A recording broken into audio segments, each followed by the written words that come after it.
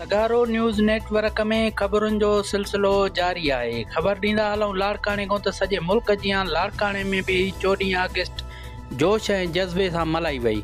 मुख़्तलिफ़ सियासी समाजी तरफ़ां अॻुवाणनि तरफ़ां रैलियूं कढियूं वयूं।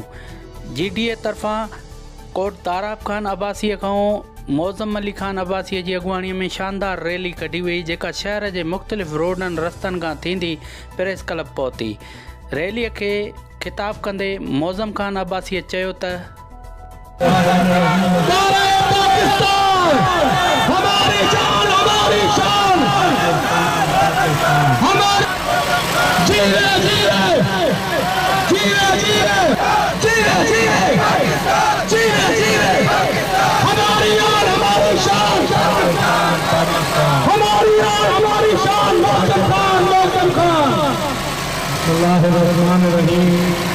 दुनिया ऐसा है सब बड़ी पाकिस्तान जलाए का भी शय थींदी इंशाल्लाह अॻिते अॻिते ॾकण वठण जवान हूंदो।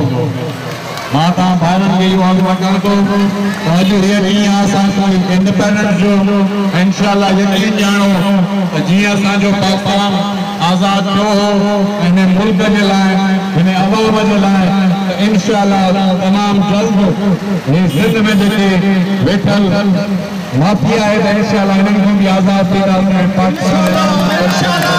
सभिनी दोस्तनि खे जेके झंडा गॾु जीअं असांजो निशान आहे इहो पाण सां गॾु खणी वञो इंशाल्लाह गॾु आहियो। ऐं मां इहो अर्ज़ु कयां थो त ॾाढो जल्द हिन असांजे मुल्क में असांजी सिंध में इंशाल्लाह बराबरी थींदी ऐं माण्हुनि जी हक़ थींदी। पाकिस्तान जिंदाबाद।